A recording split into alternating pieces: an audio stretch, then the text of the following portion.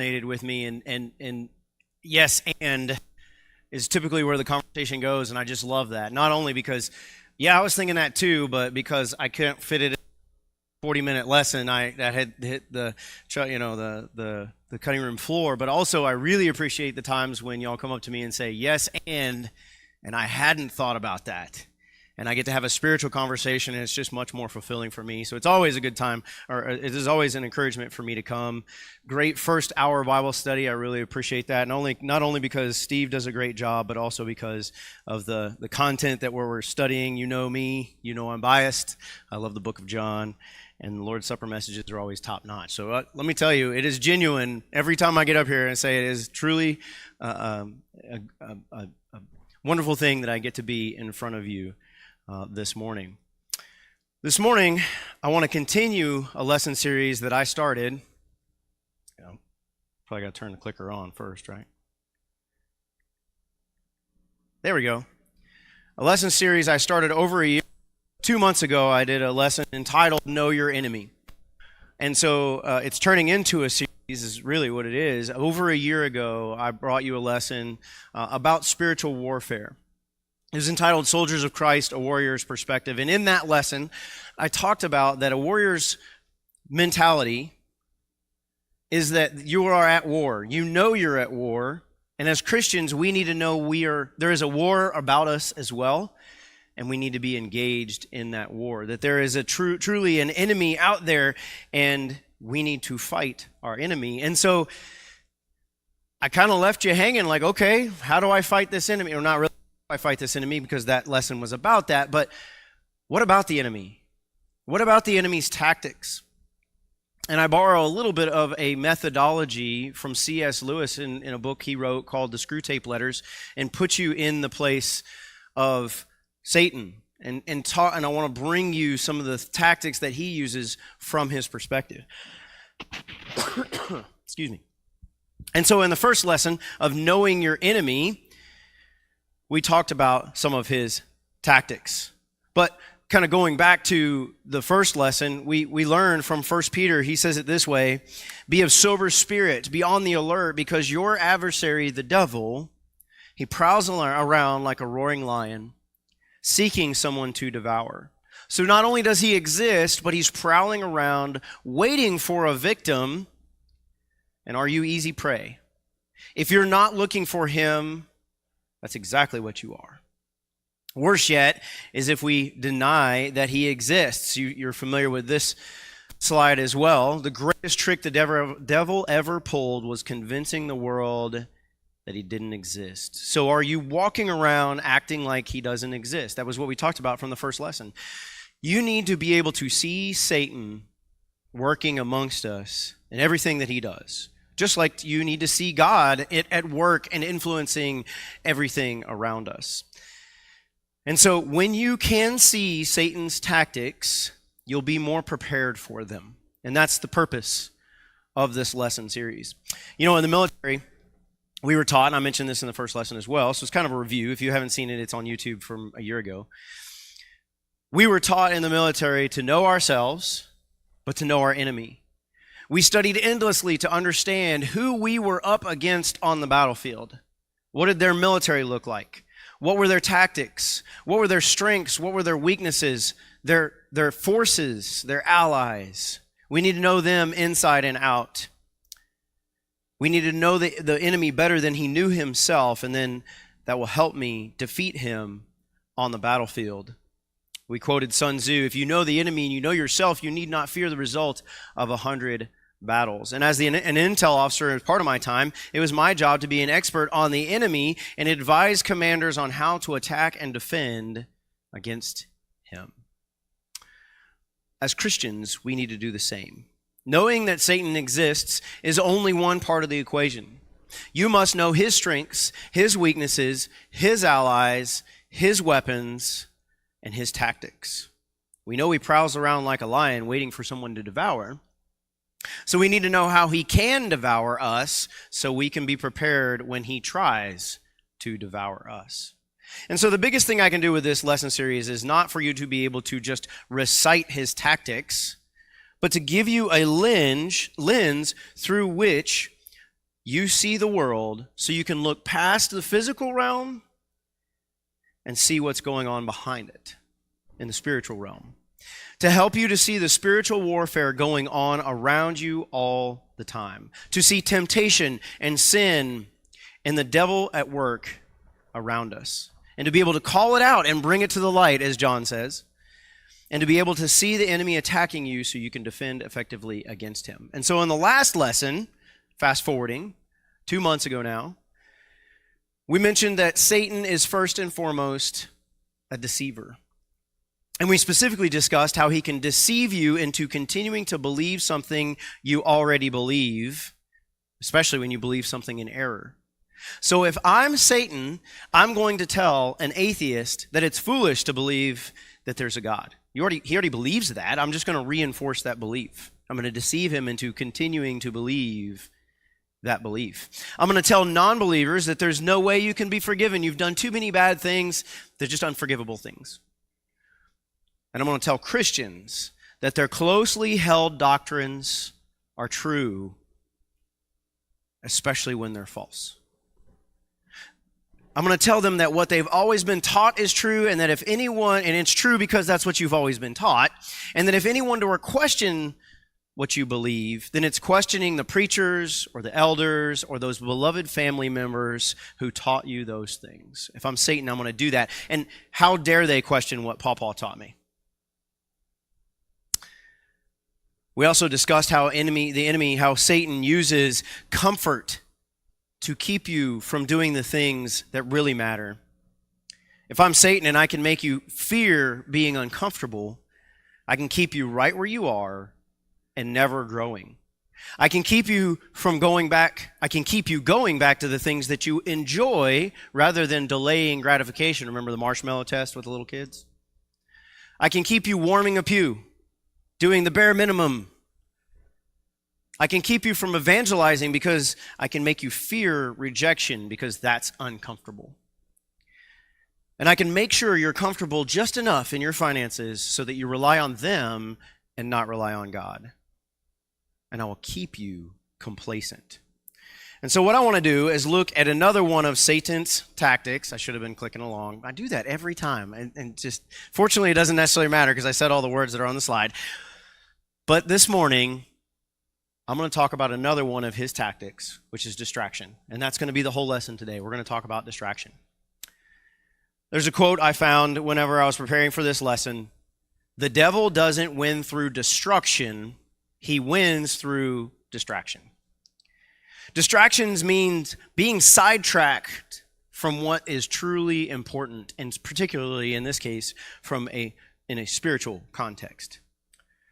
So if Satan can distract you from the things that matter most, then he wins. The most insidious and destructive part about being distracted is that by nature, you often don't know that you're distracted. It happens to you unwillingly and unknowingly. And to prove this point, I have a video I'm going to bring up here in a moment. And it's an exercise, and I'm going to talk you through it. Now, if you've seen this before, don't ruin it for your neighbor. But you're given a mission at the very beginning of it. And then, Drake, I'm going to ask you to pause it at a certain point as well. I forgot to tell you that. Go ahead and start the video. All right, so this is an awareness test. Your job is to see count how many times the white team passes the basketball. All right, are we ready? Here we go. Start counting.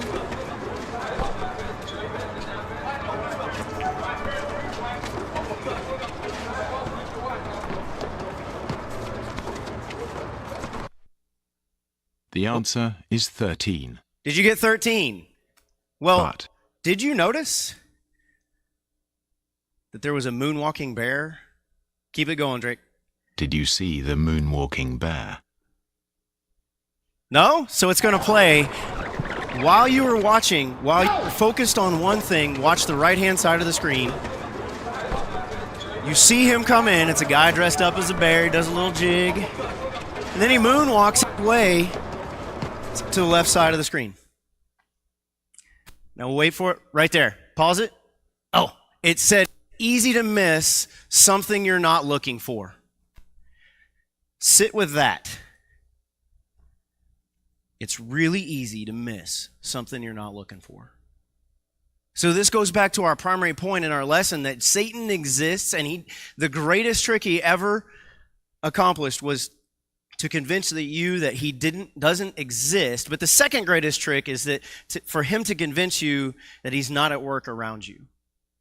And so if I'm Satan and I can get you focused on something, whether it be worldly or not, so that it will distract you from seeing him and his work, the moonwalking bear, I am successful.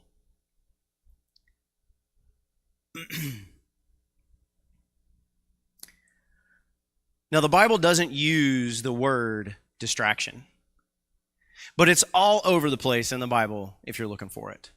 Let's turn to Matthew chapter 13. And while you turn there, we're going to read about the parable of sower. I'll take a drink.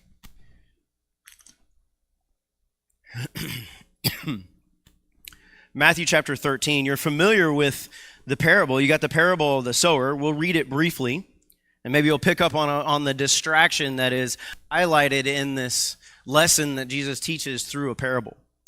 In Matthew chapter 13, in verse 3, it says, "He spoke many things to them, saying, Behold, the sower went out to sow. And as he sowed, some seeds fell beside the road, and the birds came and ate them up. Others fell on rocky places, where they did not have much soil, and immediately they sprang up because they had no depth of soil. But when the sun had risen, they were scorched, and because they had no root, they withered away. Others fell among thorns, and the thorns came up and choked them out, and others fell on the good soil and yielded a crop, some 100-fold, some 60, some 30. He who has ears, let him hear."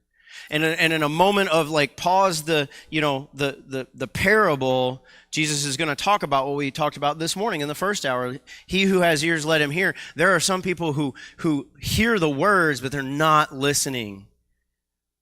And the apostles didn't quite get it either. So Jesus had to explain the parable in verse 18 of the same chapter. He said, "Hear then the parable of the sower. When anyone hears the word of the kingdom and does not understand it, the evil one comes and snatches away what has been sown in his heart. This is the one on whom the seed beside the road. The one on whom seed was sown on the rocky places, this is the man who hears the word and immediately receives it with joy, yet he has no firm root in himself. But it's only temporary, and when affliction or persecution arises because of the word, immediately he falls away." Verse 22. "And when the one on whom seed was sown among the thorns is the man who hears the word, and the worry of the world and the deceitfulness of wealth choke out the word, and it becomes unfruitful. And the one on whom was sown the good soil, this is the man who hears the word and understands it, who indeed bears fruit and brings forth some 100-fold, some 60, and some 30. Mark 4:19 puts, obviously it's verse 22 that I'm looking at right here. Mark 4:19 puts it similarly. He says, "The worries of this life, the deceitfulness of wealth, and the desires for other things choke out the word." They distract us from what really matter. So if I'm Satan, I'm going to use those things to distract you. The Apostle Paul frequently wrote about running the race of faith with endurance, and the Hebrew writer urged believers to throw off everything that hinders and the sin that so easily entangles. Those hindrances he talks about are the distractions that slow you down in your personal growth, your spiritual growth, or they pull you completely off course. And then in Matthew chapter 6, verses 33 and 34, you're probably familiar with this, right? "Seek ye first the kingdom of God and his righteousness, and all these things will be added unto you." That is the Bible's way of saying this is what your first priority of focus is. This is the first priority of where your focus should be. And he follows up with this. This is a warning. "So do not worry about tomorrow, for tomorrow will care for itself. Each day has enough trouble of its own." I see distraction here. Jesus told his fathers not to worry about tomorrow, but instead to seek first God's kingdom and God's righteousness. And this is a call to intentionally shift your focus away from distractions, from anxiety-inducing concerns, and to his kingdom and his righteousness, which can bring peace, will bring peace. So, let's identify some things that distract us. What's the first thing that comes to mind when I say you're distracted? Is it this? I lump a whole lot of things into entertainment, but I'm going to start with phones. If you're over 20 years old, you know what a wonderful piece of machinery this is. Oh, look at how many pieces of equipment it has replaced. Do I have a laser on here? Yeah. All right, so you got a video camera, you got a camera, you got a Game Boy, which was the way we used to play games, handheld games, right? You got a calculator over here, you've got a watch, obviously, you've got a compass. It does some really cool stuff. We use it as our alarm clocks. Oh, that's a rotary phone. I've seen one. So that tells you how old I am, and I'm not young. My papa had one. Plenty of other things that this little wonderful machine does.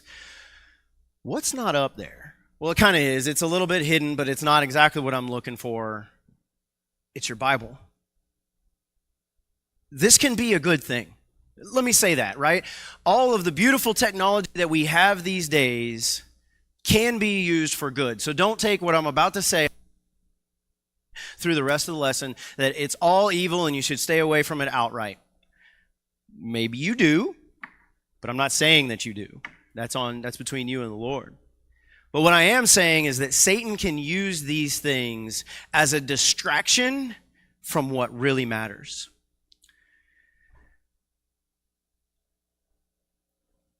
The problem is that for some people, we've created a thing that we can't live without.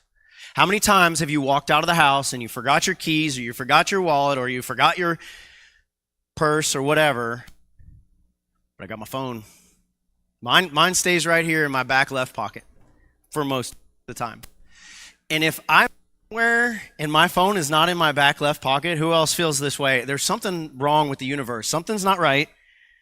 I can't leave. I can't go anywhere. Oh yeah, my phone has to be in my pocket. It is a beautiful thing where you can contact somebody at any point in time, but they can also be used as a distraction. And they have other negative effects. In 2012, right after the smartphone came to being, iPhones were created, test scores in America has plummeted. We've been distracted. So if I'm Satan, I'm going to use your phone to distract you. Well, what else falls under entertainment? Social media. Social media, and it's really kind of the same with the phone. Yes, you can do Facebook and YouTube on and other social media on computers, and that's probably, I think, how they started. I think MySpace, going way back, primarily on, I get some laughs in the crowd. Y'all remember MySpace? Apparently it's still a thing. Nobody uses it that I know of. But it was primarily on computers. But social media is possibly one of the most addictive things in our society today. It's scientifically proven that as you're using social media, you get a shot of dopamine every time you swipe. And it reinforces your dependency upon it. So if you don't know what dopamine is, it's a chemical that releases, it's that feel-good chemical. And you don't even necessarily know it's happening. Hopefully you will now, but every time you scroll, you get a dopamine hit. And what that does is it creates a dependency. Drugs like cocaine, heroin, and nicotine all stimulate the release of large amounts of dopamine in the brain, creating an intense feeling of pleasure and euphoria.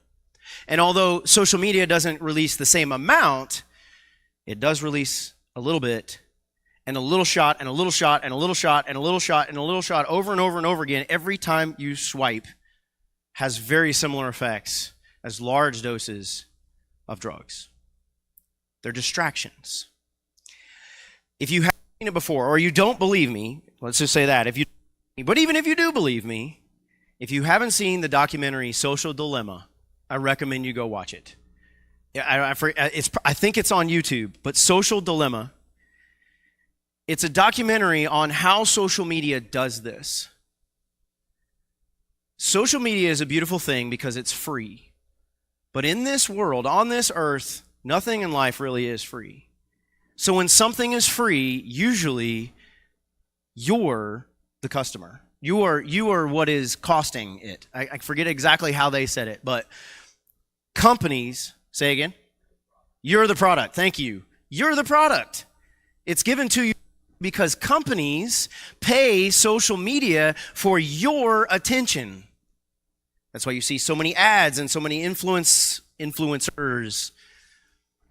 But the really insidious part is that there are algorithms. These social media platforms are smart. It learns who you are and what you like. It will notice what you watch and what you skip and how long you look at a thing or a video or whatever and how short of a time, and won't give you those things. It will dish up more of what you like, good, bad, or otherwise, and will give you less of what you don't like.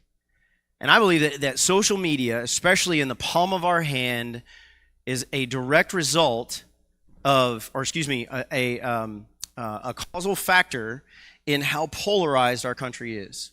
Because with social media, if you are looking at certain sides of the political aisle, it will dish up more of that. And as you get into conspiracy theories and all kinds of stuff, it will give you more and more and more and more of that. And you drift more and more and dig foxhole even deeper on that side of the aisle because you see it so much. This is a cognitive bias called frequency bias. The more frequently you see a thing, the more you believe it to be true. Social media can influence your behavior like nothing else. And social media companies make more money the more time you spend on their platform. So say it a different way, the more you're addicted to them. And they will do anything to keep your attention, to keep your addiction. Social Dilemma, go watch that documentary if you haven't. So I think I've pointed out how bad social media can be. But what are some of the results of that? It's been linked to the rise in depression and anxiety in our society today, and it's not just young people. But young girls are specifically negatively impacted, and it does serious damage to their self-esteem. For many reasons. When a young girl gets on social media and they watch the primed, perfect-looking person, and I don't need to elaborate too much more than that, then that's what they feel like they have to be. But what they don't see is the other 80% of their life, their hair is all disheveled, and they're not wearing makeup, and they're not perfect, and they say the perfect thing without misspeaking and all those kinds of things. And so our young women are getting this perception that they have to be perfect, and it is devastating when they're not. Or they feel like they have to be like what they see, like I've got to be popular, and I've got to be good looking, and These are all deception. This is all distraction that Satan will use against us. All right, enough on that. Entertainment, right? Video games. I don't know if any of you plays video games, but it has similar addictive properties that can distract us and pull us in. I have a particularly addictive tendency when it comes to video. When I was in college, there was a video game that came out called Halo, and it has like 6 different versions nowadays, I think. And I remember staying up all night, y'all, during college. And I played it on easy, and we played it all through the night and beat it. And it didn't come, at that point, I played after that, but I remember going, after that incident, it's probably years later, going, wow, was that necessary? I mean, it was cool. But if you let it consume you like that, it can have damaging effects and it can distract you. I actually served with a guy in the military who was a little bit older than me. He had a wife and he had a brand new baby, less than a year. He would go into his man cave and he would play video games for hours and completely neglect his family. because he was that addicted to it. It can have devastating effects. We, in part, in some of our society, we have grown men who are really children when it comes to video games. It's very distracting. And so social media and video games have the same negative effect on a negative impact on the attention span of its user, specifically our kids, because adults can typically go, oof, I've spent way too much time on this, I need to quit. Our children with social media and video games have a hard time dealing with the emotions that come with that and the addictions that come with that. And it's harder to keep their attention. There's also been studies done about the decline of children's attention spans in this country. The ability to swipe YouTube Shorts or Instagram or on Facebook is bringing our attention span lower and lower. And video games typically are all action all the time, nonstop. And I actually have a YouTube video, and I started my woodworking business. I have YouTube build videos. And in studying for what makes a good YouTube video, when I first started out in like 2022, they taught you have to hook the audience. You have to give them an incentive to stay on your video. You have to hook them within the first 30 seconds. By the end of COVID, it was down to 10 seconds. And lately I heard it's 5 seconds. The average YouTube user has 5 seconds of an attention span, and then they're swiping. If you don't catch their attention within 5 seconds, you've lost them. That's what it's doing to our society. And so if I'm Satan, I want to distract you and get your attention span extremely small. How easy is it to sit through a 30 to 40 minute lesson when you have an attention span of 5 seconds?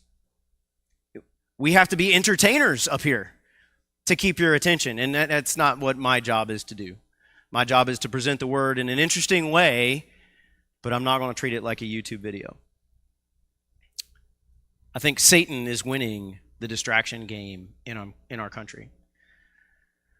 It's not a coincidence that the rates of anxiety and depression are directly tied to phones and social media and video game usage. And if I'm Satan, if I can pull you into anxiety and depression, I'm winning. Well, okay, maybe those don't appeal to you very much. What about movies and TV? I've heard those people who are like, I saw this, this episode of this TV show, and I binge watched the whole season over the weekend. Or you have people that's their lifestyle. That's not healthy. Or they're just moviegoers and they love all the movies. And they just pride themselves on having seen all the movies no matter what the ratings are or what the content is. And they binge watch those as well. And so movies and TV shows can be major distractions. All right, so maybe I'm going to step on some toes here. One more category in entertainment: sports. Football season just kicked off, right? And if you have kids or grandkids that are in sports, playing sports, you know how tiring that is. Because it's, especially if you have more than one kid, because for our schedule, every night has a practice, every weeknight, just about every weeknight, and sometimes multiple times. And depending on the season, there's only 2 of us, me and my wife, and we have 3 kids, and we can't be at 3 places at once. They can be distractions. So watching football, watching sports, if football is not your thing, we're in Alabama, so it probably is, or playing sports can be a distraction. So maybe entertainment doesn't appeal to you or distract you. How about work? This is one that I have to struggle with. I sometimes I win, sometimes I don't. But being a workaholic is a real thing. And some people can have that 9-to-5 job where I come to work at 9 and I leave at 5, and on the way home, and I've had a job like this, on the way home, cool, flip a switch, I'm leaving, I'm leaving work behind me, and now it's family time. But sometimes we can take work at home with us and maybe work on the computer or whatever. Some of us don't have the luxury of a 9-to-5 job, and you've got to pay the bills, and that's a real thing. But it gets harder and harder, especially if you're a driven individual, to separate work and personal life, and specifically, as we talk about it today, work and spiritual life.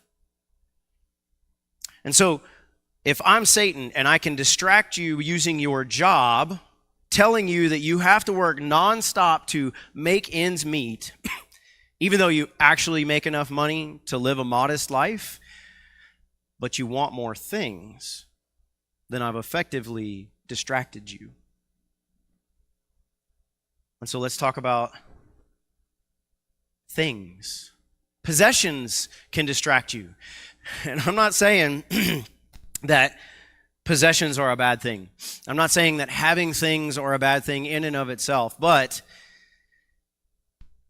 I have had things over my life. I've realized how much of a distraction it is. It's a hole in the water you just dump money into, and you dump time and attention into.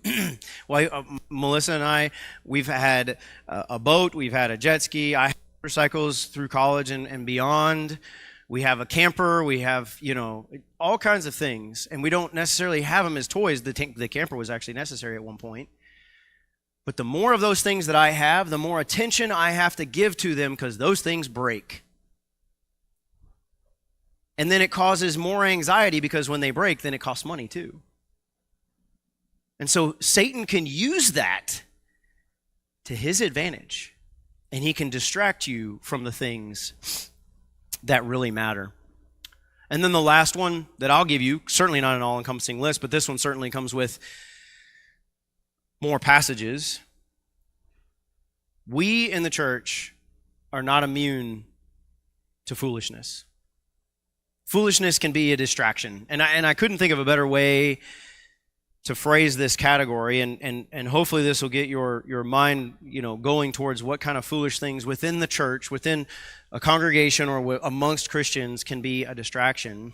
I think I'm going to do a whole lesson just on in the church. But even if all the things before this haven't distracted you, there are things that can happen in the church. Paul advised against us getting caught up in pointless arguments and controversies, which can be a major distraction from the core message of the gospel. In 2 Timothy 2:23, I love the NIV's rendition of this. He says, "Don't have anything to do with foolish and stupid arguments, because they produce quarrels." So if I'm Satan, I'll distract you with foolish and stupid arguments. He said a similar thing to Titus, chapter 3, verse 9. "But avoid foolish controversies, genealogies, dissensions, and quarrels about the law, for they are unprofitable and worthless." There's a lesson for us there. If we're more worried about law keeping than the weightier matters that Jesus talks about in Matthew 23:23, like justice and mercy and faithfulness, then we've let Satan distract us. Remember, he said, you tithe mint and dill and cumin, and he didn't say, don't do that. They were so focused, so distracted by that thing, they didn't see the moonwalking bear. They didn't see the things that mattered more. Justice and mercy, love, faithfulness, other things. So these are just two examples, but there are many more that we could talk about in the church. I'm going to use, like I said, I think in a separate lesson. But if I'm Satan, I'm going to get you addicted to your phone or video games or social media or movies or TV or sports or work or things. I'm going to keep you focused on those things so you don't grow and work in the kingdom. I'm going to whisper in your ear just one more YouTube video, just one more level on this game, one more text, one more episode, one more scroll, one more ball game, one more hour of overtime, or one more toy. It's not that big of a deal. It won't hurt anything. If I'm Satan, I'll keep you away from what's really important in this life through distraction. And so what are you most distracted by? Maybe phones, video games, and TV shows don't appeal to you. Maybe you're retired and you are actually retired and not working more like me. Maybe you have a job, maybe you don't have a job that pulls you into being a workaholic. But chances are there are things that you enjoy so much that they're a distraction. And that's the hint. You enjoy it so much that they're distracting you from God and the pursuit of his kingdom and his righteousness. So maybe it's football or some other kind of sport. Maybe it's another hobby that takes away too much of your time and attention. Maybe it's arguments with other Christians or people professing to be Christians because you just can't stand other people seeing things differently than you, which makes you lose sight of the fact that we are called to be at peace with one another and love one another. If you can't think of something that distracts you today, you may be distracted without even knowing it. There may be a moonwalking bear in your life and you don't even know it. So make it your mission this week to figure out what that is. As you read your Bible, you can recognize Satan's tactics by noticing whenever the Bible says, watch out for this. That's a tactic that Satan can use to get you to stumble and to distract you. Whatever the case may be, make it your goal this week to not let Satan win, but to refocus onto your primary goal, a focus on Christ, a relationship with him, with God, and the pursuit of his kingdom and his righteousness. And if you aren't currently a child of God, that is your primary goal. If you need to respond to the gospel or if you have any other need, we'd love to help you if you'll come while we stand and while we sing.